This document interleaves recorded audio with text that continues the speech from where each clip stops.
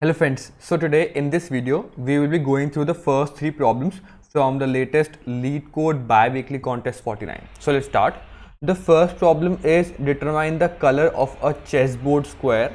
So as you can see, you are given that there is a chessboard and each chessboard square is like defined or can be identified uniquely by these like a alphanumeric number, which is like a A1, which means like this block, or like H3. So H3 is this block. So you are given this as an input, which is the coordinate, and you have to find out that whether that coordinate is white or black.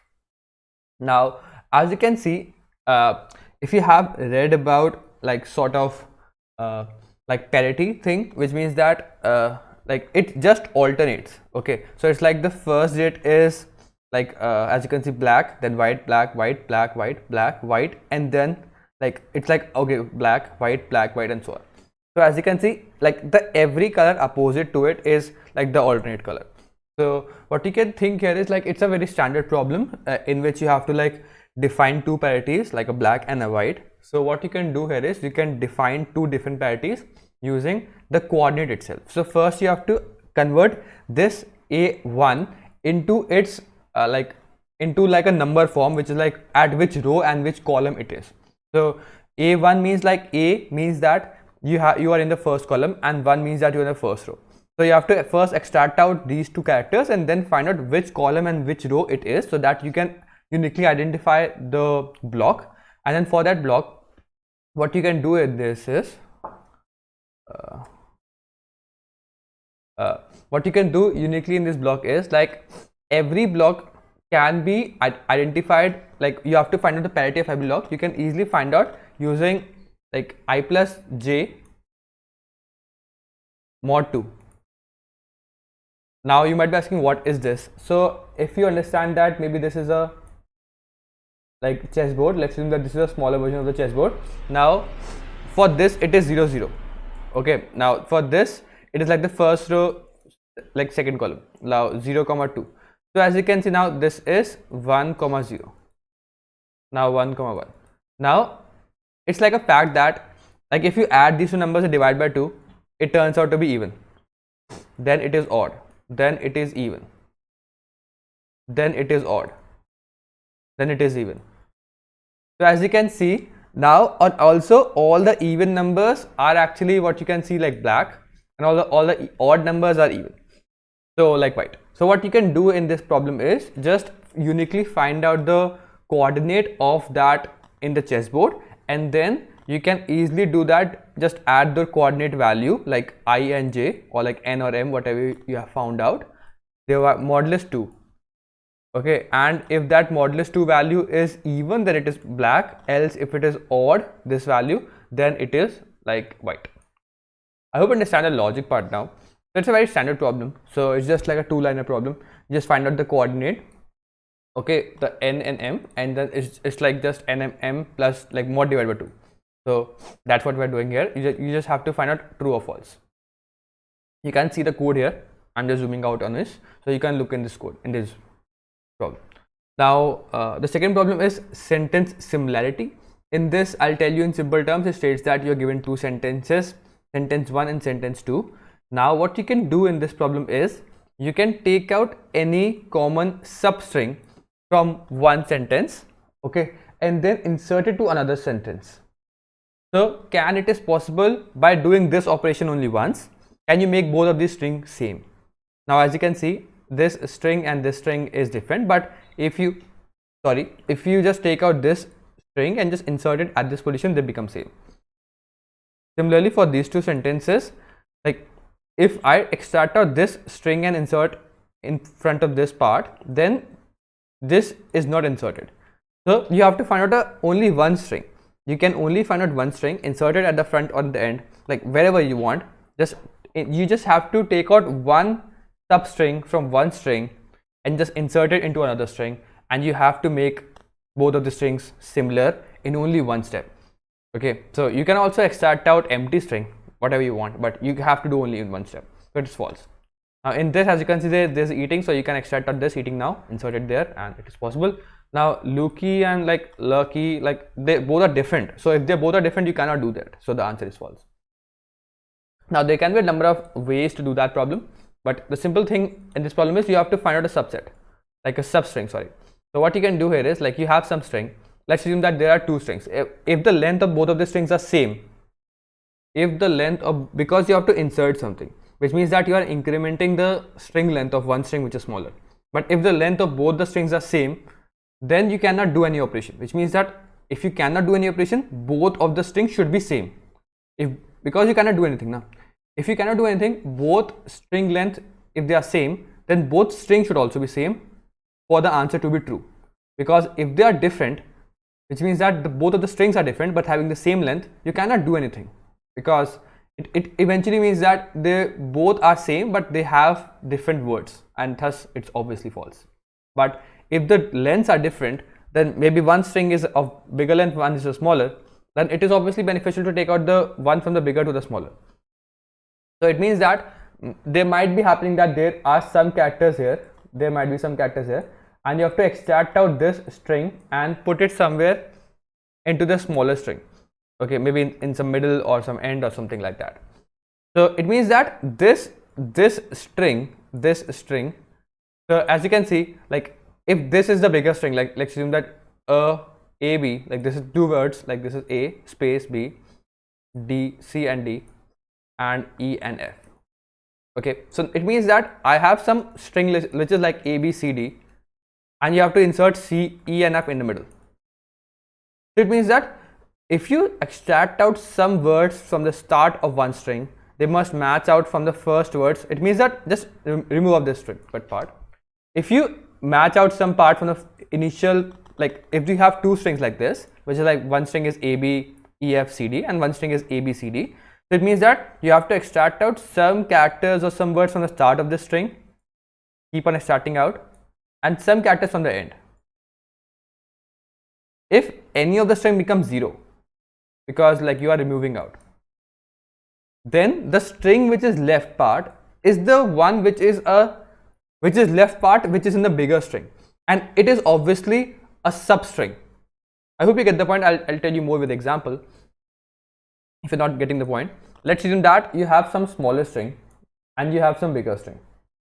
Okay, now you have to assure that there is only one string which is in the bigger string, which should be extracted out from the bigger string and put it in the smaller string.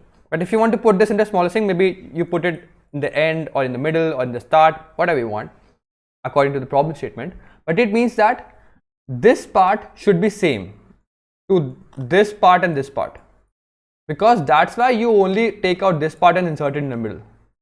Because if this part, so if you insert this part in, like at this position, let's assume that you insert this string at this position, then it means that this string and this string should be same.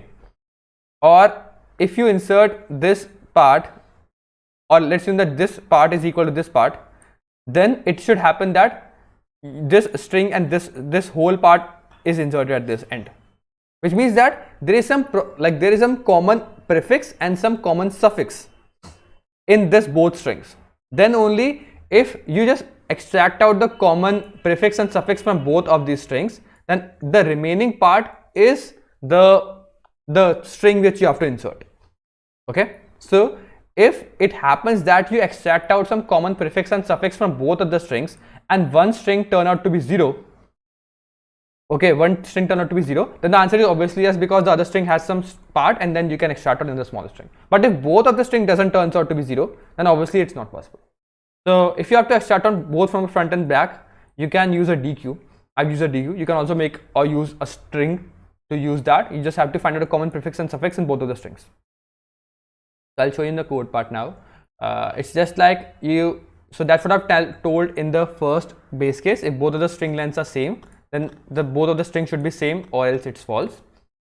Or you make a DQ and insert out both of these characters. So what I've done here is inserted a space at the end of both of these strings so that we can easily extract out the words. Then iterate over the words or iterate over this string and extract out each word and push them in the DQ. So this code is just extracting out the code or extracting out the words from both of the strings and pushing out into different DQs of A and B. then what we'll do, we will keep on iterating over, like we will do a while loop till A has some size and B has some size, until A and B front, which means that the first part of both of these strings are same. Then we will pop out that first word, which means that they are same. We'll do the same thing from the back. So we are just extracting out the common words from both of the strings from the start and as well as the end. And in the end, if any of the string which is like A or B becomes 0, then the answer is true, else the answer is false. I hope you understand the logic part. If you still have any doubts, you can mention in the comment box or you can contact me on my Telegram channel.